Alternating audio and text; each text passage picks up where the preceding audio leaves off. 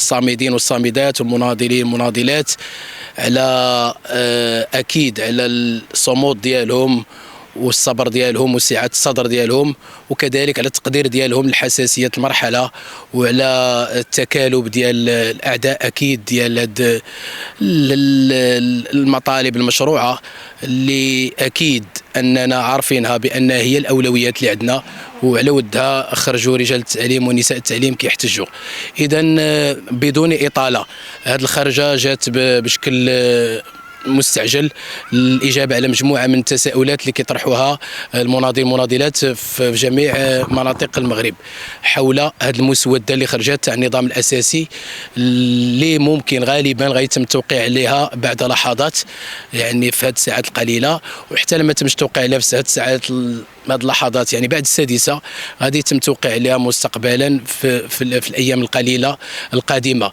المجلس الوطني للتنسيقية الوطني قطاع المقسين ومقسيات مخارج السلم عقد لقاء تناظري بشكل مستعجل البت في هذه المسألة، لأننا لم نستشر فيها أولا.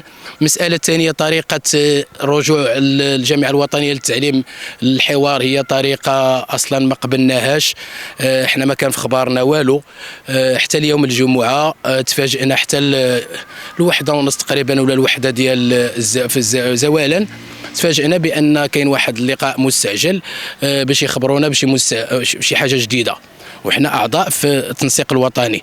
إذا فعلا تعقد اجتماع بشكل مستعجل تاع التنسيق الوطني قطاع التعليم يوم الجمعة، هذا الجمعة السابقة. كنتفاجئوا بأن الإخوان في الجامعة الوطنية للتعليم التوجه الديمقراطي حضروا الوزارة، ولكن للأسف ما خبروناش، قالنا ودي راجعهم داك الشيء بشكل مفاجئ وعدي وحكا واستدعونا الوزاره كجامعه ماشي كتنسيق وطني. غدينا الطرف اكيد كما قلنا المصلحه العامه، غدينا الطرف قلنا ماشي اشكال. بان لنا بان كاين تراجع كبير، كيفاش ان الوزاره في الاول كتقول لك ما نستقبلش تنسيقيات، استقبلت تنسيقيات ومن بعد تقول ما نستقبلش تنسيقيات، شويه قالت ودي حقا نستقبل النقابه ولا بغات تدخل معها شي تنسيقيه تدخلها. وحضرت انا ديك الساعه يوم الخميس وحضرت يوم السبت، كنت معاهم انا واحد الاخ اللي محسوب على الجامعه الوطنيه للتعليم، الاخ النيت هو في التنسيقيه ديال المتقاعدين، حضر معايا حتى هو. دابا لا، دابا تم الابعاد ديالنا، يعني ما حضرناه لا انا ولا هو، ما حضرناش.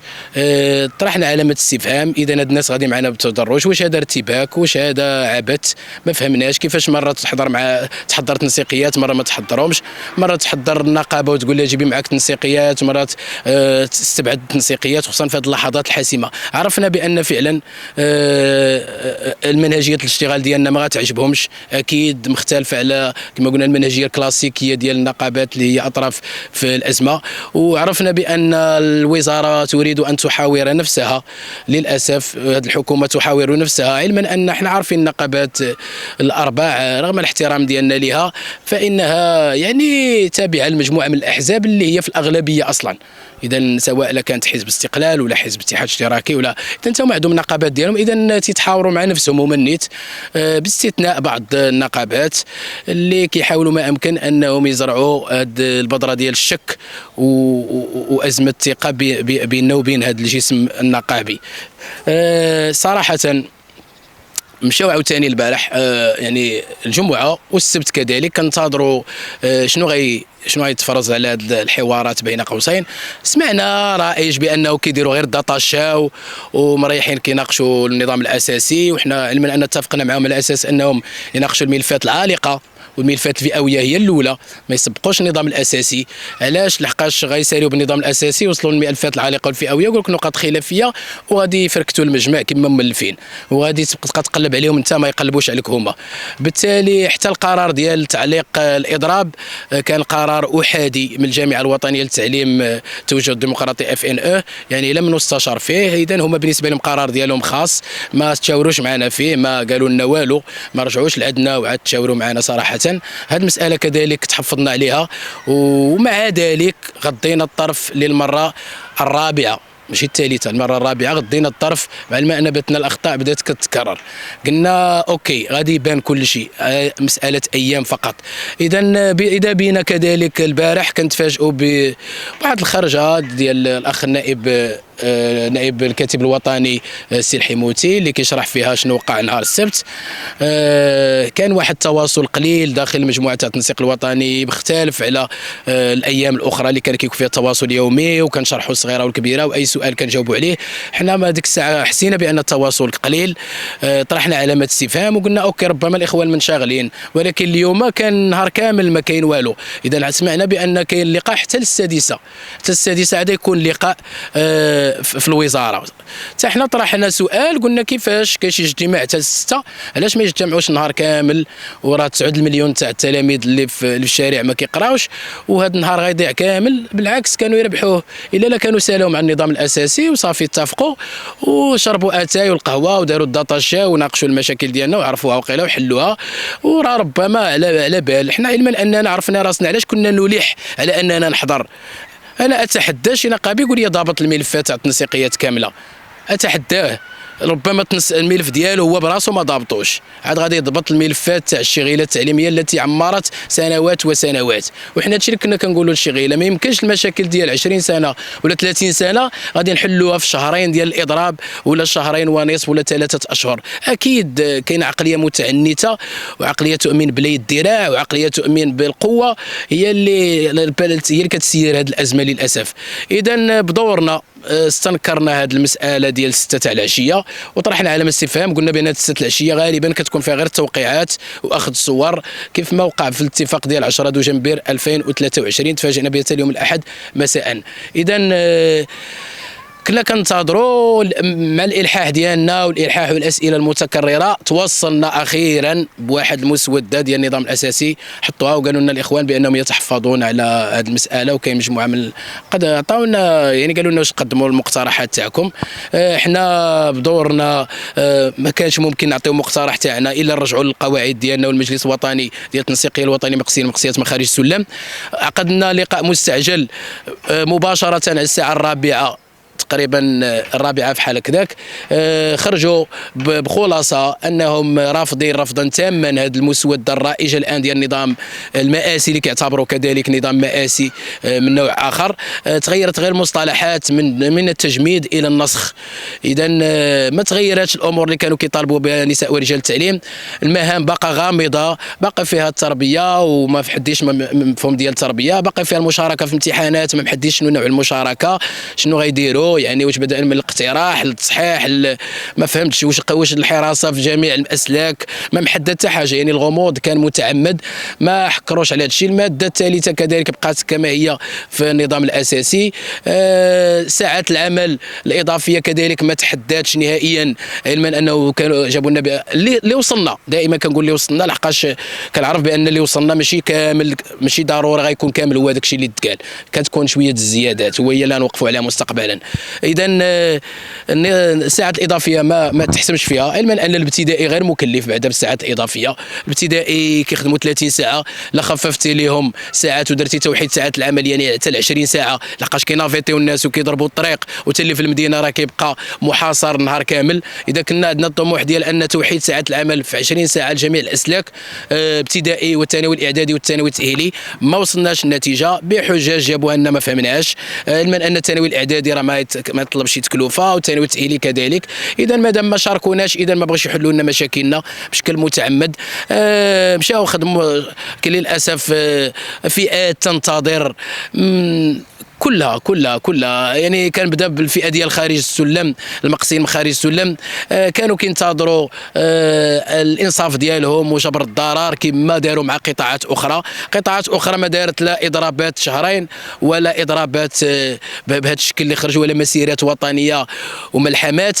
ومع ذلك نصفوهم القطاع الصحه وقطاع العدل عطاهم خارج السلم اللي هما قطاعات عموميه، عطاهم خارج السلم ابتداء من 2016 كيعطيو 2017.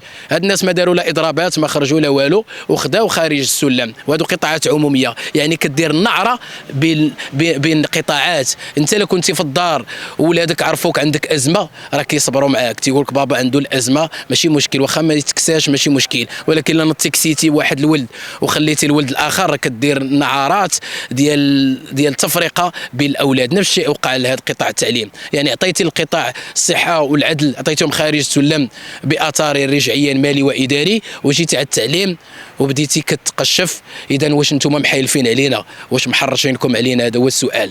اذا كنأكد من هذا المنبر بان الفئه ديال المقصيين والمقصيات راه من 1998 وهما مزلزلين في سلم واحد، من 2003 ومزلزلين في 2001 بالنسبه للابتدائي، والاعدادي من 1998، يعني 23 سنه حتى 25 سنه ما كايناش ترقيه نهائيا. اذا ما كايناش في شي بلاد، ما كترقيش الاطر ديالها، كيفاش غادي تحفزهم للعمل؟ هاد الناس كيطلبوا حقهم.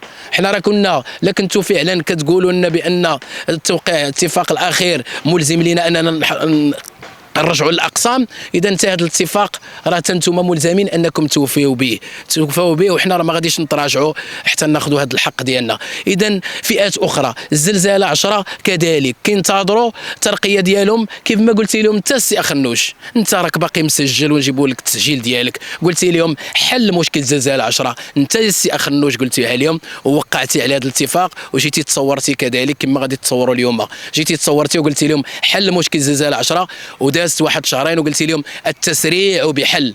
اذا النيه ما بقاتش. كيفاش هاد النيه؟ كيفاش غنثيقوا فيكم؟ نتوما كتلعبوا لنا بمصطلحات، الناس كتساين ترقى مباشره للسلم 11 زلزال 10 وانتم كتقولوا لهم نعطيكم 4 سنوات اعتباريه، وفوج 97 غنعطيهم سنه، و96 سنتين، وديروا لنا عارات بين عباد الله، و95 3 سنوات، ويا راه النوبه غيمشيو يلقاو الصف عامر ما يدوز حتى واحد. بالتالي رجاء كفى من هاد العبث، كفى من التلاعب بمصير الناس. انا قلت لكم الناس فئه ديال العراضيين راه 1800 درهم كيتقاعد، راه دابا مريح في الاوتيل، قلت لكم ديك المره اسبوع، دابا راه وصلت تقريبا 10 ايام هو في الاوتيل في الرباط كيسيل الفئه ديالو تنصف، هو عنده 1800 درهم تقاعد. ولا قلتو كنزايد عليكم انا غنجيبو معايا المره الماجيه ويصرح قدامي يصرح ويقول لي ويوريكم اتيستاسيون الصالير ديالو واش ما عندوش 1800 درهم.